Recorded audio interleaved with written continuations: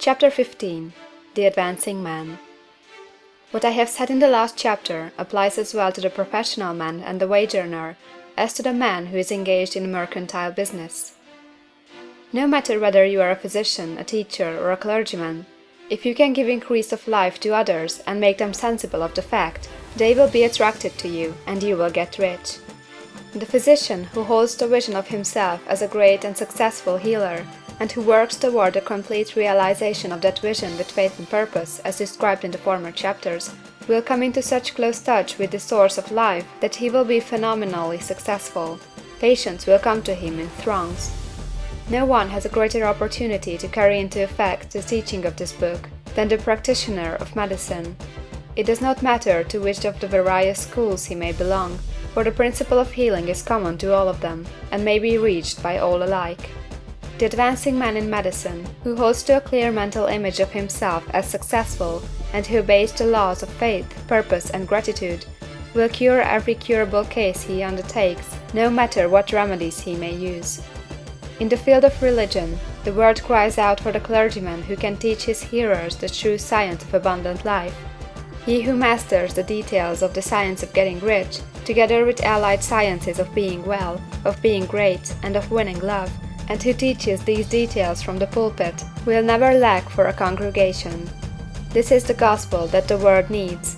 It will give increase of life, and men will hear it gladly, and will give liberal support to the man who brings it to them.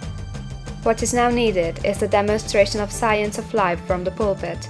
We want preachers who can not only tell us how, but who in their own persons will show us how. We need the preacher who will himself be rich, healthy, great, and beloved, to teach us how to attain these things, and when he comes he will find a numerous and loyal following. The same is true for the teacher who can inspire the children with the faith and purpose of the advancing life. He will never be out of a job. And any teacher who has this faith and purpose can give it to his pupils. He cannot help giving it to them if it is a part of his own life and practice.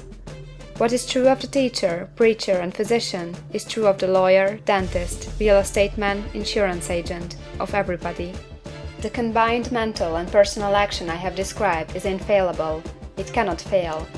Every man and woman who follows these instructions steadily, perseveringly, and to the letter will get rich. The law of the increase of life is as mathematically certain in its operation as the law of gravitation. Getting rich is an exact science. The wage earner will find this as true of his case as of any of the others mentioned.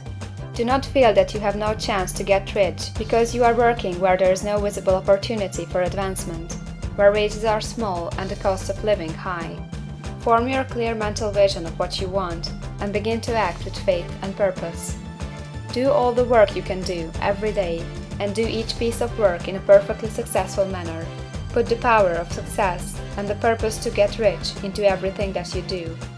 But do not do this merely with the idea of currying favor with your employer, in the hope that he, or those above you, will see your good work and advance you. It is not likely that they will do so. The man who is merely a good workman, filling his place to the very best of his ability, and satisfied with that, is valuable to his employer, and it is not to the employer's interest to promote him. He is worth more where he is. To secure advancement, something more is necessary than to be too large for your place. The man who is certain to advance is the one who is too big for his place, and who has a clear concept of what he wants to be, who knows that he can become what he wants to be, and who is determined to be what he wants to be. Do not try to more than fill your present place with the view of pleasing your employer.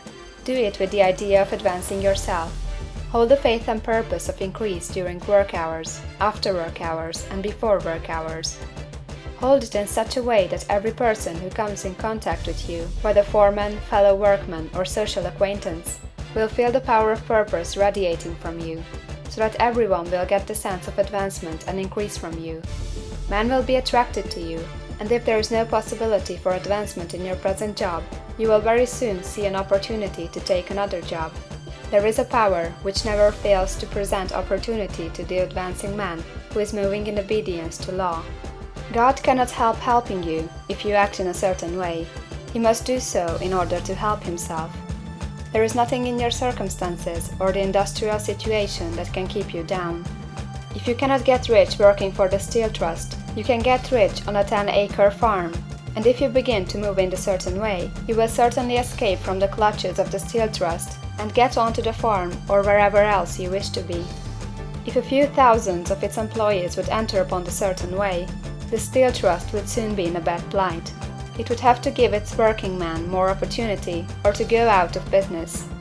Nobody has to work for a trust. The trusts can keep men in so-called hopeless conditions only so long as there are men who are too ignorant to know of the science of getting rich, or too intellectually slothful to practice it. Begin this way of thinking and acting, and your faith and purpose will make you quick to see any opportunity to better your condition. Such opportunities will speedily come, for the Supreme, working in all, and working for you, will bring them before you. Do not wait for an opportunity to be all that you want to be. When an opportunity to be more than you are now is presented, and you feel impelled toward it, take it. It will be the first step toward a greater opportunity. There is no such thing possible in this universe as the lack of opportunities for the man who is living the advancing life. It is inherent in the constitution of the cosmos that all things shall be for him and work together for his good, and he must certainly get rich if he acts and thinks in the certain way. So let wage-earning men and women study this book with great care, and enter with confidence upon the course of action it prescribes. It will not fail.